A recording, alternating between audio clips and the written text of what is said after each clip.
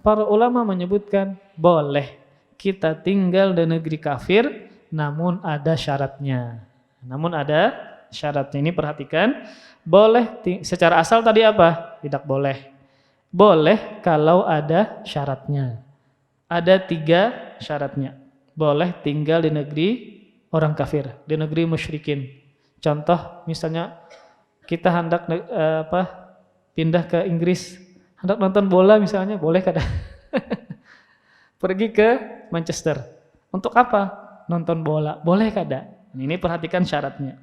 Syarat bolehnya tinggal di negeri musyrikin yang pertama adalah dia bisa menjalankan syariat Islam. Dia bisa menjalankan syariat Islam. Ternyata tinggal di negeri mereka tidak bisa sholat. Karena kalau ketahuan sholat misalnya akan dipenjara, akan diperangi. Misal dia tinggal di tempat di negeri komunis. Maka tidak boleh ada simbol-simbol agama, syiar agama, menjalankan agama enggak boleh. Karena mereka komunis, tidak memiliki agama misalnya. Maka tidak boleh tinggal di negeri yang kita tidak bisa beribadah di situ. Sholat sulit, ya. Salat berjamaah apalagi, maka tidak boleh tinggal yang di negeri seandainya negeri tersebut kita tidak bisa menjalankan syariat Islam. Nah, seandainya dia tinggal di negeri tersebut, ternyata dia tidak bisa menjalankan syariat Islam, maka wajib untuk berhijrah. Dia misalnya menyangka, oh bisa aja sembahyang di situ. Ternyata kalau sembahyang di situ sulit. Pemerintah sana misalnya melarang untuk melakukan aktivitas ibadah, maka dia wajib untuk berhijrah. Yang pertama tadi apa? Dia bisa menjalankan syariat Islam di negeri tersebut. Kemudian syarat yang kedua, dia memiliki ilmu dan iman yang cukup untuk membantah berbagai macam syubhat dan syahwat. Nah, dia memiliki ilmu dan imannya. Ini ternyata yang datang ke sana orangnya ada penyembahyang pulang. Dikhawatirkan apa? Berzina di sana. Ya. Nah, karena lingkungan luar biasa ya, di sana situ. Jadi di negeri-negeri barat situ orang yang tidak pernah melakukan hubungan seksual itu dibully, disambati. Ya.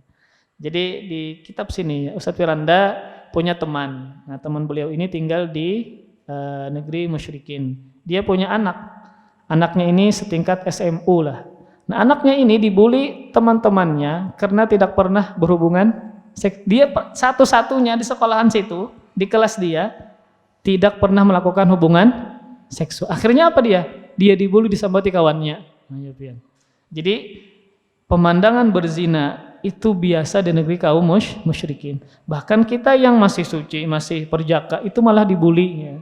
Apa dikatakan orang yang cupu, orang yang tidak pandai bergaul. Itu kenyataannya seperti itu.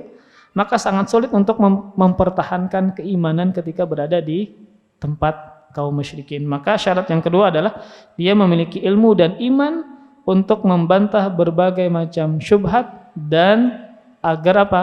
Agar tidak terjerumus ke dalam syahwat. Dia punya iman dan punya ilmu. Kalau orangnya ada penyembahyang, ketujuan buka aurat, maka jangan pergi ke sana. Khawatir dia malah terjerumus ke dalam praktek yang macam-macam perzinahan tadi, minum khamr luar biasa di sana. Ya, maka ini perlu diperhatikan syarat yang kedua, memiliki ilmu dan iman yang cukup untuk membantah berbagai macam syubhat dan menyelamatkan diri dari syahwat. Kemudian syarat yang ketiga, boleh tinggal di negeri orang kafir. Dia memiliki keperluan di sana. Ada keperluan. Kalau jalan-jalan itu bukan keperluan. Dia memiliki keperluan seperti belajar kedokteran, ya, belajar umum lah yang tidak ada di negeri dia, yang ada di sana misalnya, maka boleh. Atau berobat di Indonesia misalnya kada ada lagi sudah, lalu dia berobat ke negeri kafir seperti Singapura misalnya, maka boleh, ya, maka boleh ada tujuan, ada hajat. Kemudian berdakwah, nah boleh ke Australia misalnya, ada tujuan. Tapi syarat pertama dan kedua masih berlaku. Syarat pertama dia bisa menjalankan syariat Islam, syarat yang kedua memiliki ilmu dan iman, sehingga dia tidak terjerumus ke dalam praktek yang tidak baik. Kemudian yang ketiga tadi apa? Dia memiliki kebutuhan dan hajat seperti berobat, belajar, kemudian berdakwah, atau sebagai utusan negara, maka boleh. Namun 3 syarat tadi, 2 syarat sebelumnya harus dipenuhi. Yang pertama bisa menjalankan syariat, yang kedua memiliki ilmu dan iman, dan yang ketiga ada keperluan. Maka disinilah syarat dari tinggal di negeri orang kafir. Terima kasih. Jazakumullah khairan wa barakallahu fikum. Video ini dibuat atas partisipasi dari donasi Anda. Semoga menjadi amal jariah bagi Anda semuanya.